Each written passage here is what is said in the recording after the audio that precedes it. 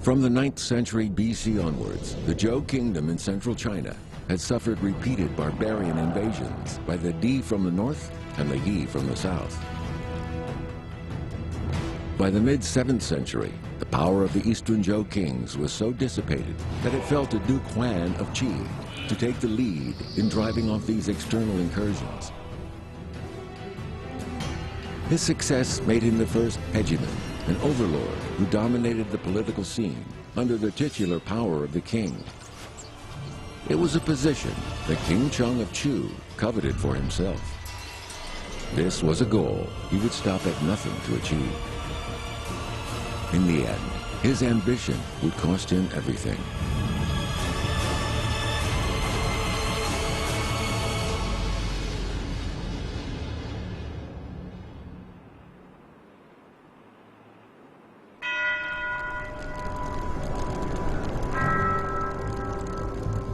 In 681 BC, the vassal states of the Eastern Zhou gathered together at Beijing to discuss how to restore peace in the state of Song.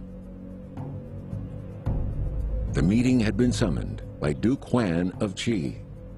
It would recognize him as the leader of a newly formed alliance of eastern states.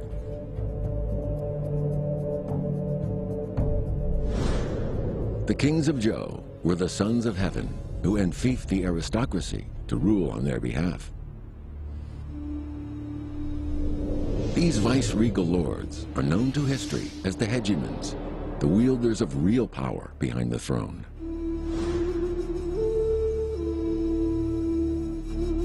周天子，比如说是父亲，但是这父亲丰州残年，怎么办呢？这个大家族要维持下去，这时候就需要一个核心人物，能够起统帅作用的一个人。那么这个人往往就是长子，这个长子就是伯。所以春秋时代为什么都想这么霸主，就是想当这个长子。 The Beijing Pact saw Duke Huan of Qi ascend to the position of preeminence, the elder brother, or hegemon. The competing states needed the moral authority of the king over them.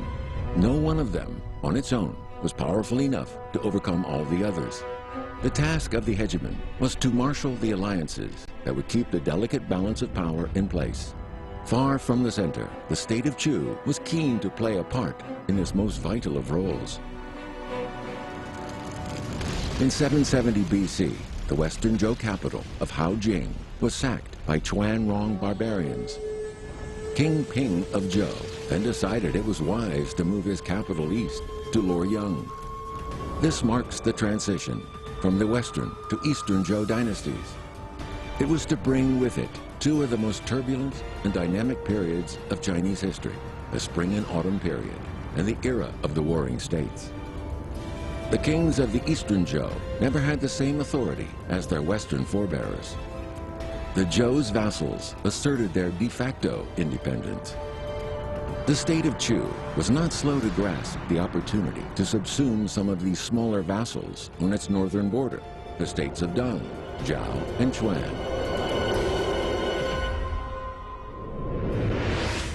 The Yi in the south and the Di in the north were the chief external threats to the states of the Zhou kingdom.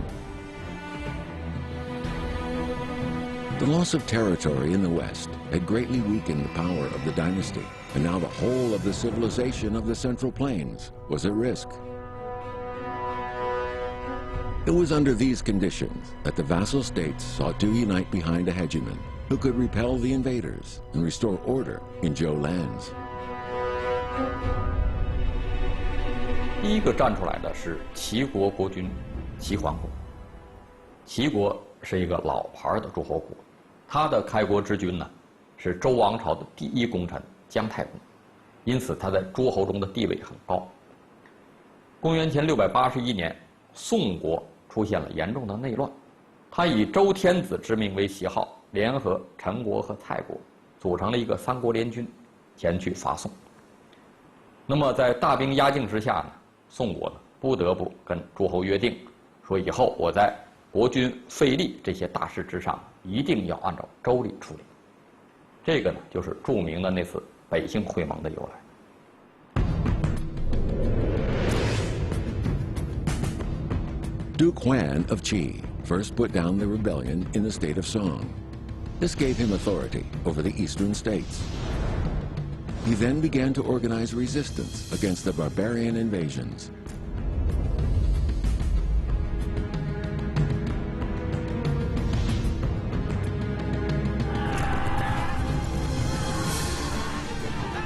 In 664 BC, the Shanrong people invaded the state of Yan in North China. Duke Huan of Qi went to Yan's rescue, and after 6 months campaigning, the Shanrong were driven out. In 658 BC, the barbarians invaded the state of Wei. Duke Huan of Qi not only helped Wei to defeat the invaders, but he also helped Wei to relocate and rebuild their state capital.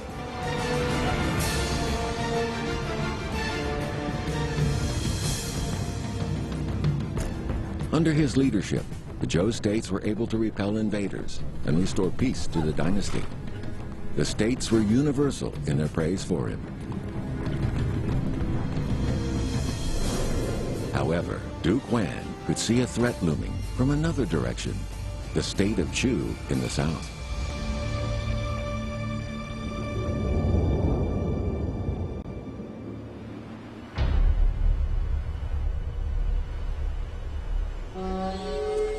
In 664 BC, Chu's young and ambitious ruler, Shang Yun, known to history as King Zhuang, launched an expedition to the north.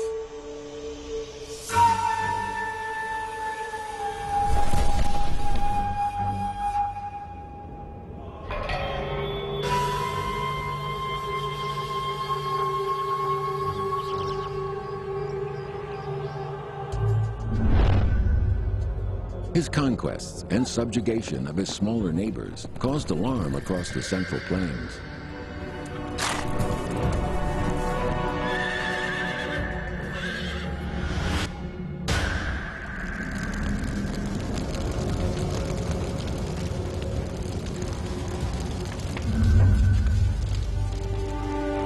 As grandson of Shangda, a man who had proclaimed himself the first king of Chu, King Zhuang inherited not just the throne, but also many qualities of his grandfather, specifically energy, ambition, daring, and ruthlessness. Like his grandfather, he had murdered his way to the top. Although, at least in King Zhuang's case, his elder brother had tried to assassinate him first.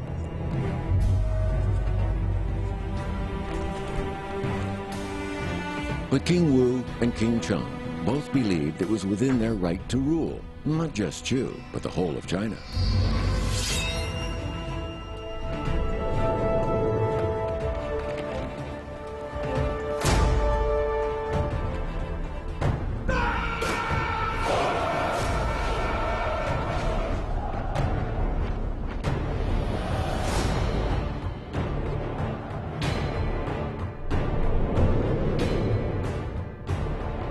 Chu already conquered the neighboring states, expanding its territory to the edge of the Central Plain.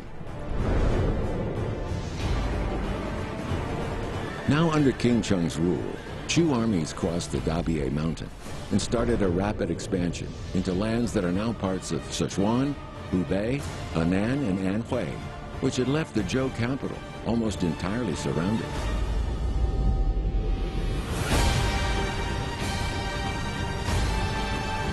It was like a dagger poised over the heart of the dynasty. 因为他这个楚成王时候，他具备2点：第一，周天子已经信任他。文相上说，他跟周天子进贡，天子赐佐，周天子赐给他腊肉，这表示一种对他的一种信任。而且还说，正尔南方，一越之南，无侵中国。 这是对他的一种政治嘱托，意思是说，你南方的那些夷越，你要把它摆平，不要让他来侵扰我们。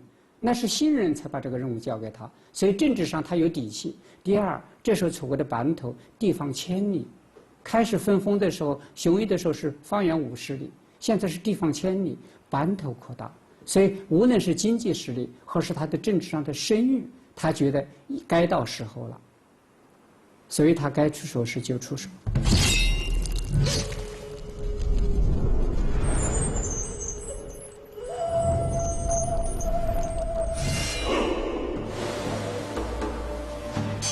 King Cheng's desire to rule all of China was fueled by his state's position as the dominant military power of the time. As someone was to remark, in a later era, all power grows out of the barrel of a gun.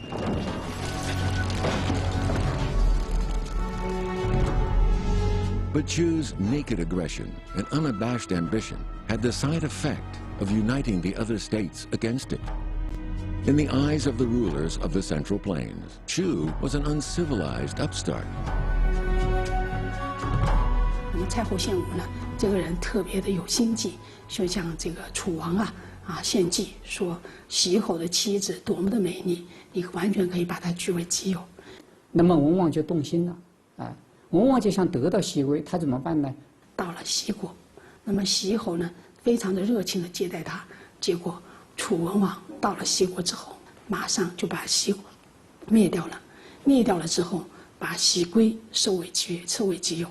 这样的行为是极端不利的行为，同时他出兵的理由也极为不耻。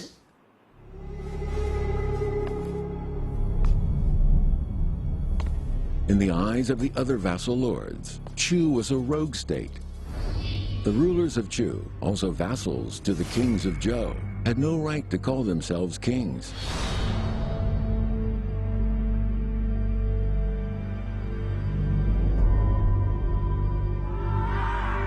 The vassal states were supposed to have a common bond to serve the king of Zhou together. If certain disputes between them had to be solved through martial means, they tried to find a lawful reason for this recourse to arms.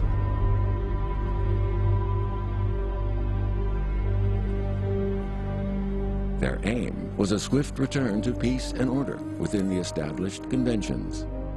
After all, the vassal lords were for the most part related to each other by kinship and marriage. However, Chu rode roughshod over these niceties.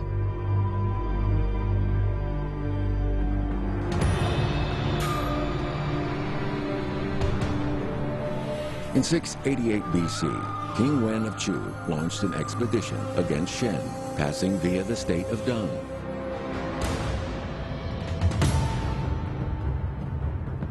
The Duke of Dong was King Wen's maternal uncle, and he received his nephew with a generous feast.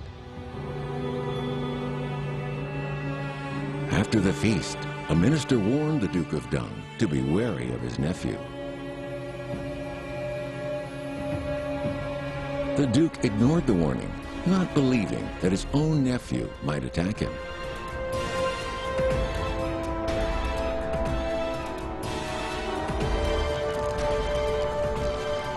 After his victory over Shen, King Wen took advantage of his uncle's lack of precaution by sacking the Dong capital when his triumphant return to Chu. 这在当时在中原看来是不可思议的。你为了那个国家，你的亲舅舅你就能杀，你下得了手吗？所以对于讲礼仪的国家，他认为这种行为是不耻的。那么在春秋时代呢，判断一个国家是不是蛮夷呀，并不看它是什么民族，而是看它是否遵守礼仪文化。楚国的种种行径，让中原诸国呢始终拒绝楚国进入中原文化圈。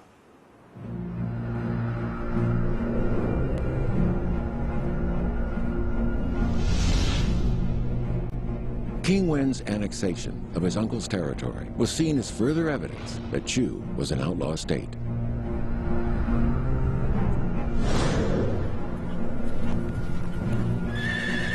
In face of this outrage, the vassal states of central China were forced into alliance to resist Chu and to protect their civilization.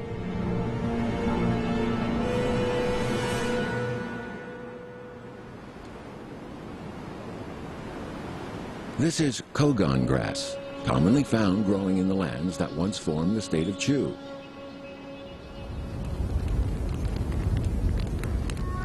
In the Zhou dynasty, it was used to filter wine for ceremonies and rituals, a custom still celebrated in the folk dances of today's Hubei province. In the 7th century BC, kogon grass also became the object of a casus belli.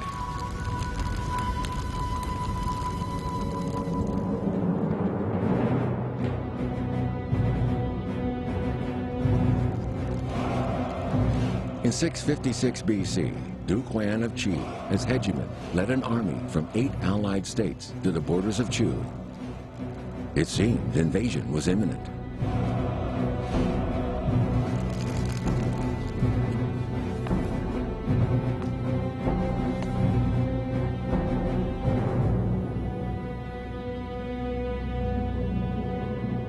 This was the most serious threat Chu had faced in all of its 400 years.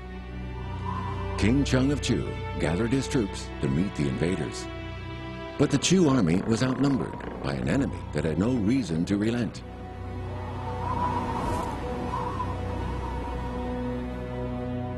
这个事情的导火索实际上就是楚国强大起来以后向北扩张。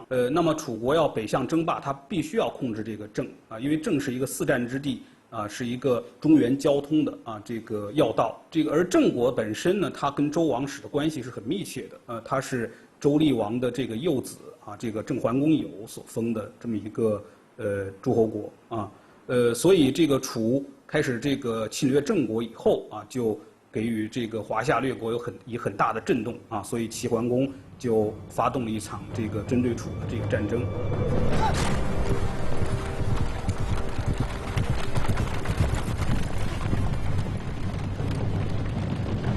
With a hostile army on the doorstep, Chu Wan, the minister of Chu, was sent to negotiate with Duke Huan of Qi in the alliance camp.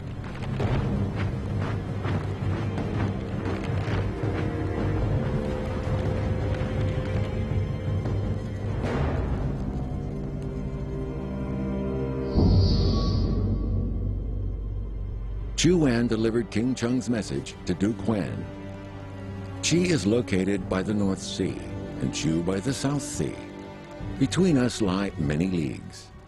What has brought you here with this great army to our border?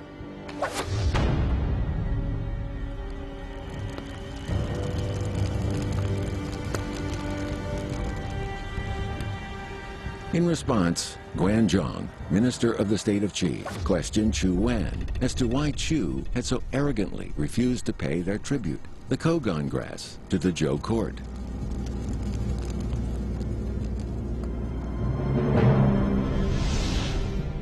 He also questioned Chu's role in the death of King Zhao of Zhou some 300 years earlier. This apparently oblique reference to the past was a direct accusation of current treachery. Chu had to face the consequences for its disrespect to its vassal lord.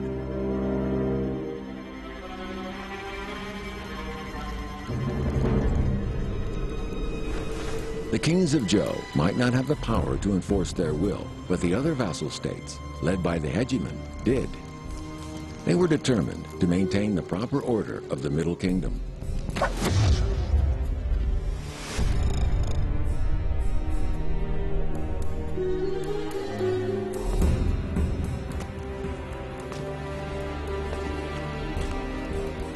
Chu Wan apologized profusely for not being able to pay tribute as required and promised a timely fulfillment of Chu's obligations in future.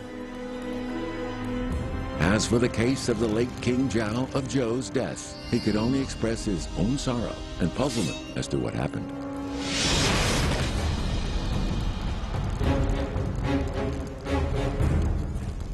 Then he added defiantly, if the Duke of Qi wishes to restore order by display of his virtue, then none could exist. If he threatens armed force, then Chu will never submit, even if his army were twice the size.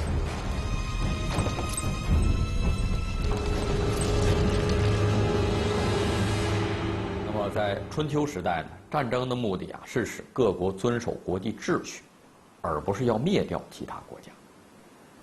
那么作为霸主，齐桓公发起这次军事行动呢，不是要掀起一场大的战争，而是要使对手呢遵守周礼。所以屈完表态说楚国会继续进贡，那么同时考虑到楚国的强大的实力呢，齐桓公就取消了攻打楚国的计划，转而与楚国在昭陵举行会盟。A full-scale war was avoided.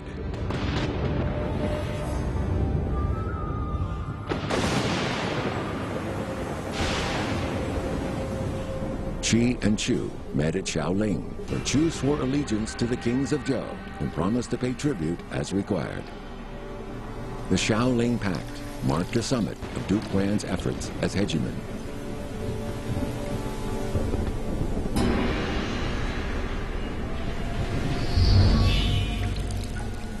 For the time being, at least, Chu's expansion had been contained.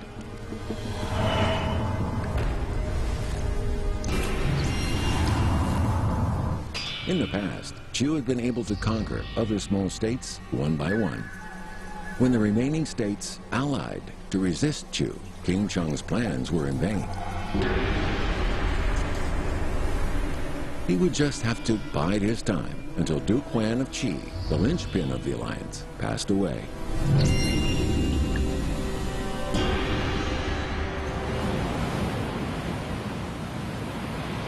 In 643 BC, this duly hegemon came to pass, and without Duke Huan to keep order, there was an immediate outbreak of petty squabbles among the vassals. This was the opportunity King Zhuang had been waiting for. However, there was another hegemon on the scene, Duke Xiang of Song.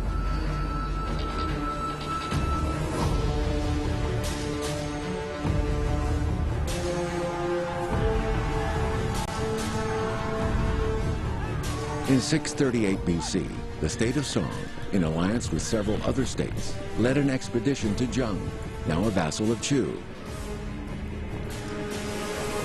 Duke Xiang of Song and King Zheng of Chu agreed to meet in battle by the Hongshui River. Duke Xiang arrived on the north bank of the river, only to find the Chu army in the midst of crossing it. It was suggested to Duke Xiang that he should take the opportunity to attack immediately. The Duke declined to do so, instead waiting for the Chu army to cross in safety and draw up its battle lines.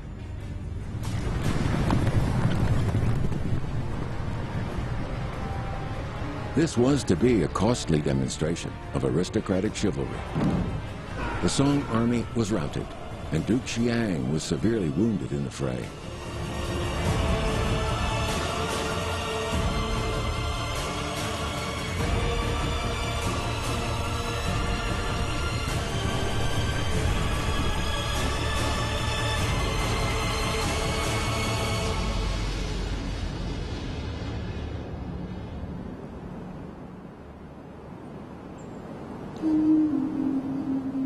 The Song and their allies derided the Duke for his foolishness, to which he replied he was merely abiding the rules of war laid down by the kings of Zhou. No attack could begin until the enemy was ready for battle.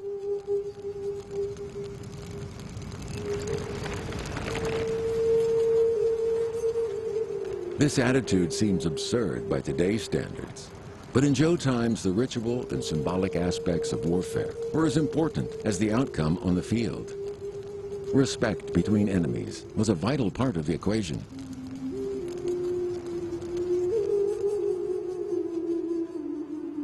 宋国的华豹公子申比剑，那么首先华豹就射了一箭，射了一箭，那么第二箭就应该是归公子成再射，但是华豹呢，他动作很迅速，他还没有等这个公子成掏箭的时候，他又马上掏出第二支箭，还没有射出来，被公子成发觉了。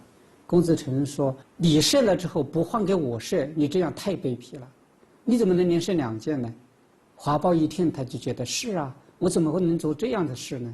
他就停止了。也就在他愣的那种一刹那间，公子成一箭封喉，把华豹射死了。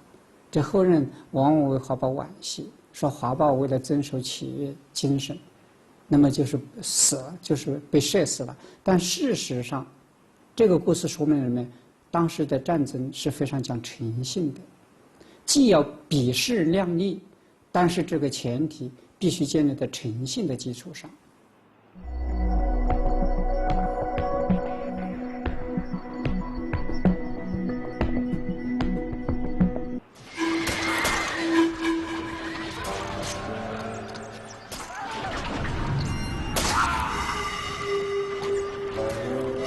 Hua Bao is praised in the commentary of Zor for his display of a true warrior etiquette.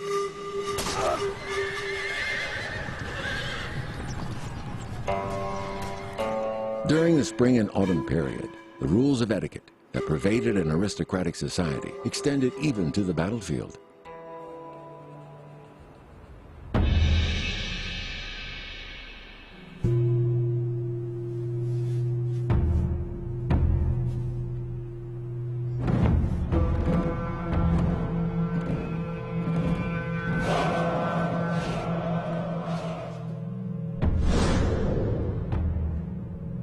Chariot warfare in the spring and autumn period was an aristocratic pursuit with set rules for battle formation, agreement on the time and location of the engagement, and for treatment of the enemy.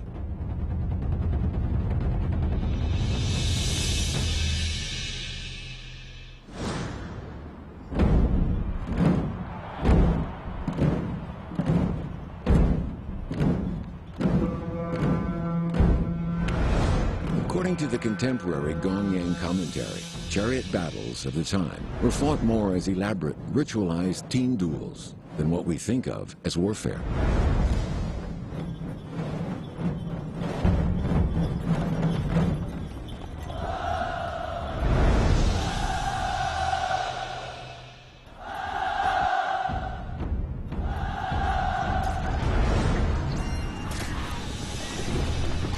Since the armies consisted mainly of noble warriors in chariots, each battle took no more than a day.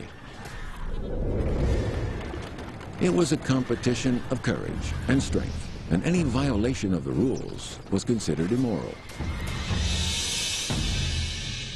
当时的战争原则，第一个就是不打不义之战，就是要师出有名；第二个就是不重伤，也就是说受过伤的人，你不要再次打击他；第三个就是不擒耳毛，也就是说不打头发花白的人、年龄大的人；第四个就是不打不成列，就是当对方还没有排好阵势的时候，你不能先行打击他。无论是这个战争出发前一种宣誓和祭祀，还是战争形成过程，都能看出来这个时期大家对这个礼仪的敬重和敬畏。这个目的性反倒退居其次了，大家更关注的是它的过程，所以对你这个过程是否遵从礼仪，这作为你是否能够占领这个道德制高点的一个标准。作为贵族最基本的要求呢，是不能够越过道德的边界。你不仅要守住游戏的原则，而且要守住心灵的原则。那么我们在中世纪的欧洲呢，也可以找到一些参照。Strict rules of chivalry were supposed to apply to warfare in medieval Europe. The rules of the tournament, though often these were breached in practice. Captured nobles were treated with respect very often, partly out of the need to maintain class status across the warring parties, partly because the warring sides were often related by marriage, and not least because of the commercial ransom value of a captured nobleman. It was unwise to mistreat a defeated foe when one day you might find the tables turned. 欧洲骑士的这个行为准则呢是不伤害俘虏，不攻击未披挂整齐的骑士，不攻击非战斗人员，你比如妇女、儿童、商人、农民、教士等等。欧洲骑士间的战争呢，和春秋时代的这个贵族战争是一样的，就是都要在摆好战场之后，然后呢堂堂正正的对攻。面对强者，要勇于出剑，敢于进取，要敢于起身。那么对于弱者，你要有同情心，你千万不要有一种赶尽杀绝、置之死地而后快这么一种心理，这就是骑士。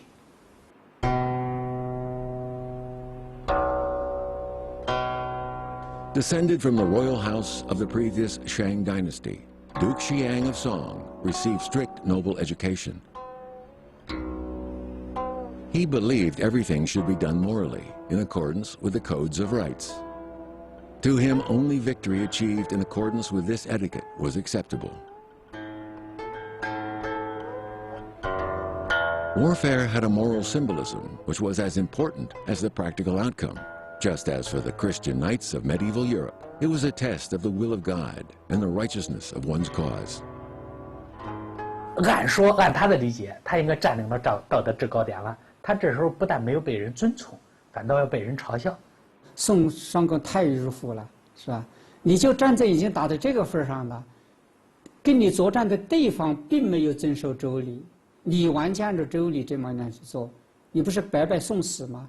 假如你机灵一点，是吧？你变通一下，那你就不至于死得这么惨。这就是一个转折点，这是反映出春秋战国时期一个剧烈的变革。这个变革具体到战争来讲，是功利性强，注重结果，不注重这个过程。从一个大的环境来讲，就反映出周王室所形成的规范全社会行为规则的礼仪制度，这个时候已经被人拿来作为一种功利化的工具了，理智的内核已经不存在了。The culture of rights thus began to be replaced by a culture of competition and conquest initiated by the kings of Chu.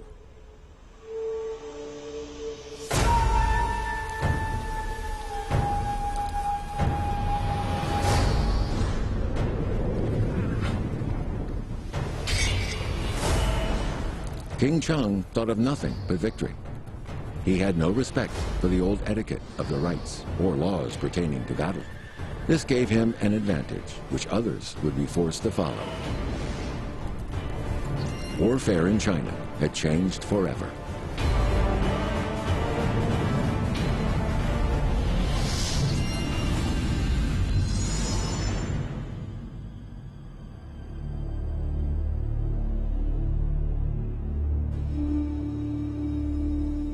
The following year, Duke Xiang of Song died from the wounds he sustained at the Battle of Hongshui. He probably never understood how his own adherence to the rights had brought his doom.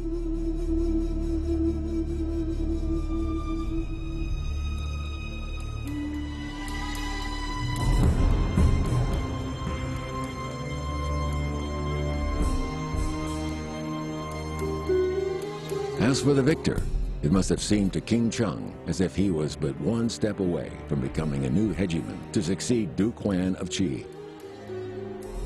He summoned all the other states to confer with him.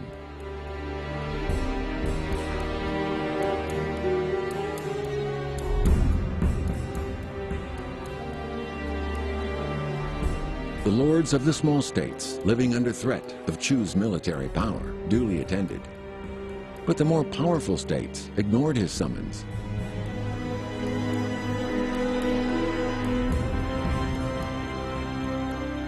The path to dominance was not yet clear, and others were now plotting against him.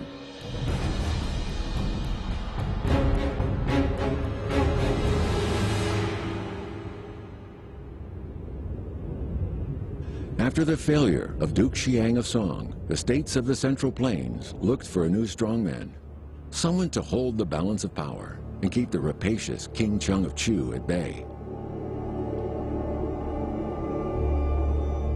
They turned to the Duke of Jin, Duke Wen, who had recently succeeded to the title after a long and bitter dynastic struggle.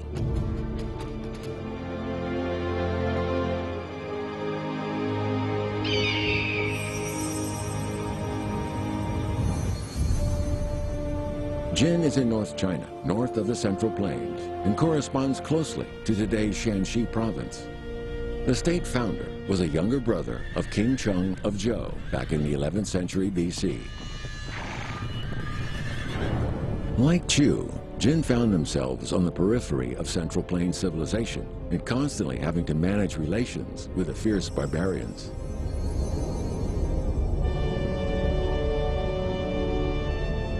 Over the centuries, the Jin had cultivated vast farmlands and built up cities, one after the other. Frequent skirmishes with the barbarians' tribes' more unruly elements kept the Jin military at a high level of readiness.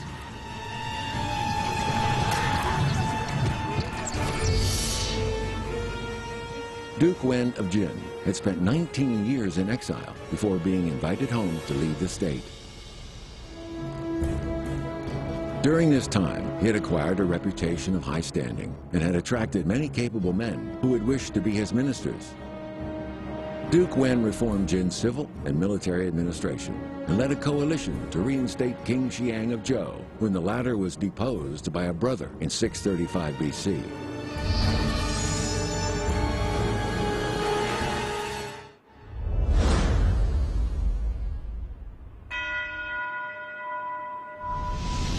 In the Palace Museum at Taipei, you can see a set of cast bronzed bells from the spring and autumn period.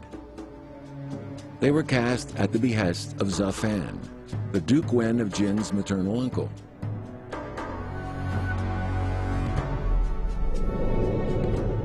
An inscription on the largest of them describes a battle in which Zhe Fan assisted Duke Wen against the state of Chu in alliance.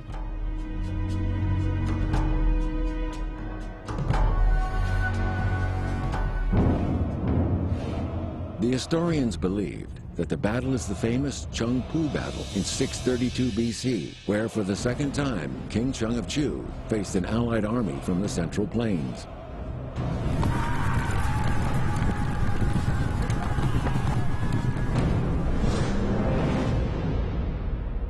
本来宋国呢，还有一些国家，有好几个国家，中原的国家，他们原来都是依附过楚国，但是他们往往是一种墙头草。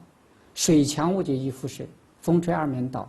宋国特别明显，他从依靠楚国转向依靠晋国，楚王就认为到这个是非得教训他不可。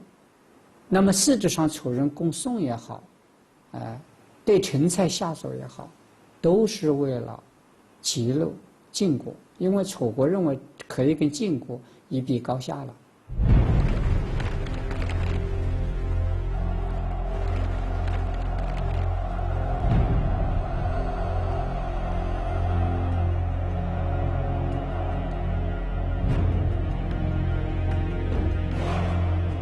Jin, at the time leading power on the Central Plains alliance, and Chu, the most unashamedly expansionist of its time, now faced each other on the field of battle.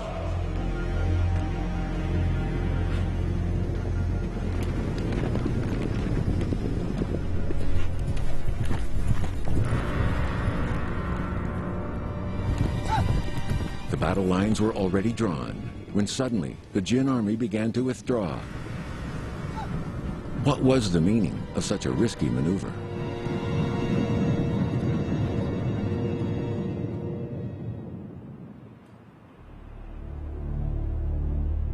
It was by legend, down to a pledge that Duke Wen of Jin had given to King Zhuang some years before.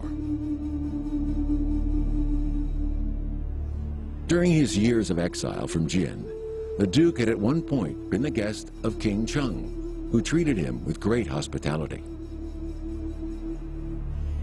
At one feast, King Zhuang asked the exiled nobleman, "If one day your dukedom is restored, how will you repay me?"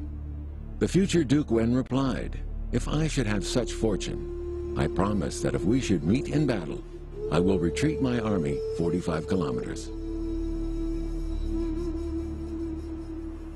所谓退避三舍呢，那意思就是说向后撤退90里的行军路程，也就是说，在城濮之战中呢，晋军主动撤退了90里。这个正是晋文公为了兑现当年呢他对楚成王的那个退避三舍的承诺。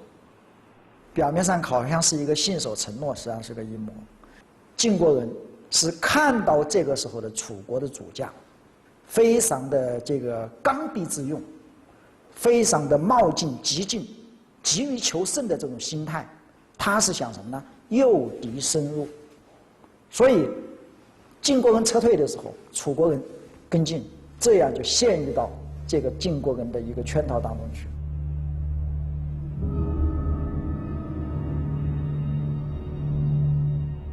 Duke Wen of Jin's retreat was probably to draw the enemy away from their encampment and onto a ground more favorable to the Jin forces. Possibly one that they had prepared for that purpose. It was an indication that stratagems had now come to supersede the old rules of aristocratic warfare.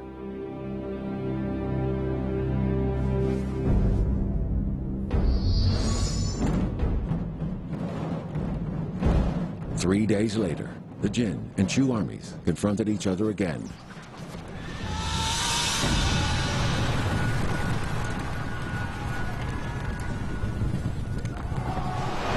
When the drumming began, the advancing Chu warriors were shocked to see that the Jin chariots were not pulled by horses, but by tigers. Disorder spread among the ranks of the Chu army's formations. Only when the Jin chariots closed on them did they see they were not real tigers, but horses covered with tiger skins.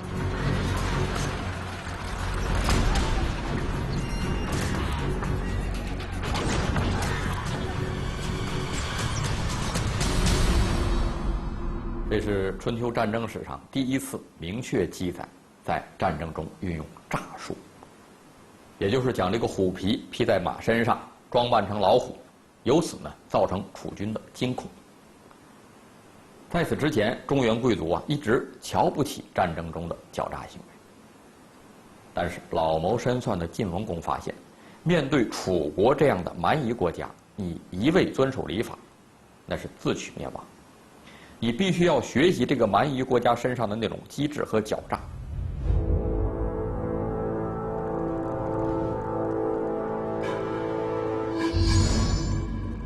His victory at Chengpu confirmed Duke Wen of Jin as the second hegemon of the Central Plains in the spring and autumn period. Chu's vassals soon turned to Jin. A new political order stabilized, at least for a while. But King Cheng's ambition to rule all of China had crumbled to dust.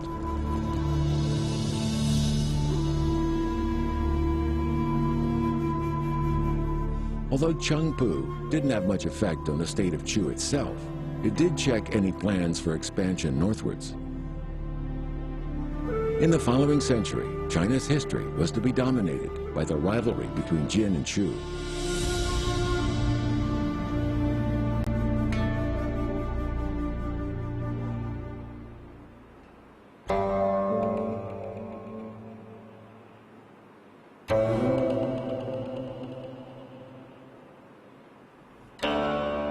King Cheng of Chu's final days were fused with the smell of his favorite food, stewed bear's paws. However, one day, in 626 BC, the sands of time finally ran out for him. He found an assassin's blade pointed at his throat as he whiled away the hours. And the blade, wielded with such deadly intent, was in the hands of his own son, Prince Shengchen. The defeat at Chengpu had damaged King Cheng's prestige and authority. It was rare to have a peaceful succession in the ruling households of the Central Plains states, and rarer still in the state of Chu. Prince Shengchen had been King Cheng's designated heir. Then Cheng had a change of heart and decided to appoint Shengchen's brother, Prince Zhe, instead.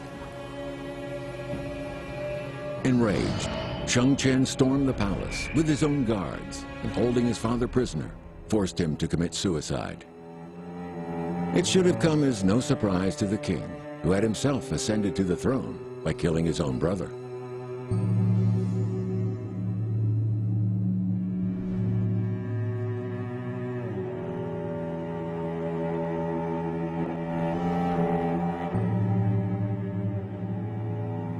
Cheng is supposed to have made a last request that he might eat his bear paws before dying.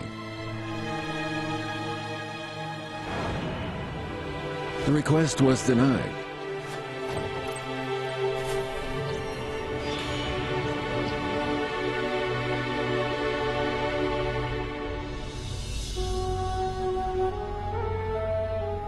Perhaps in his final moments, King Cheng might finally have understood the importance of the teachings of an obscure scholar from the state of Lu, with its emphasis on order and respect for one's elders, a scholar known to history as Confucius.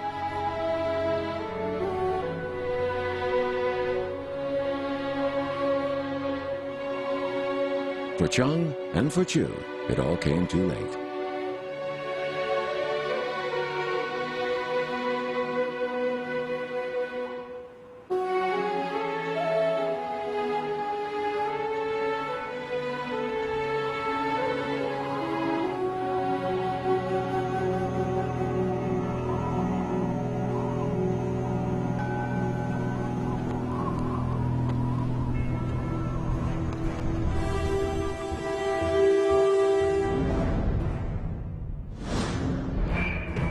Though the plan for expansion northwards was in tatters, Chu was still a vigorous contender for power, taking new territories in the east, west, and south. In 613, King Cheng's grandson, Shanglu, came to the throne. What could people expect from a young king with a reputation for partying?